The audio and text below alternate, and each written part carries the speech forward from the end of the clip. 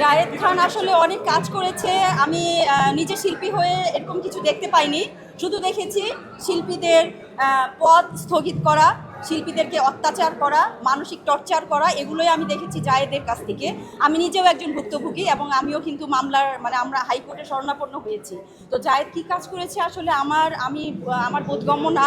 তবে তারপরের যে প্যানেল, নিপুণাপুর প্যানেল, ইলিয়াস কাঞ্চনের প্যানেল, সেখানে আমরা যতটুকু দেখেছি বা আমরা যতটুকু লাভবান হয়েছি, শিল্পীরা কাজ করতে পারছে।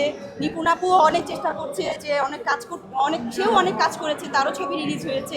তো সেই জন্য অনেকেই কিন্তু আবার কাজে ফিরতে পেরেছে এবং মামলা মোকদ্দমা করে একটা অবস্থান আমাদের ছিল এফডিসিতে, যেটা এখন একদম এফডিসি শূন্য বলতে গেলেই বলাই চলে যে এফডিসি শূন্য। ওরকম আমরা দেখছি যে এটা যে কার্যক্রমগুলো কিন্তু ঠিকমতো শিল্পী সমিতির হচ্ছে না। তো নিপুণাপুর সময়ে কিন্তু আমাদের সব কার্যক্রমগুলাই পিকনিক হয়েছিল, এবার কিন্তু পিকনিক হয় নাই। শিল্পী সমিতির একটা বিশেষ দিন যেটা পিকনিক, সবাই আশা করে সবাই মিলে, সব শিল্পীরা মিলে একসাথে পিকনিক করবে, সেটা কিন্তু এই শিল্পী সমিতির সময়ে আমরা পাইনি।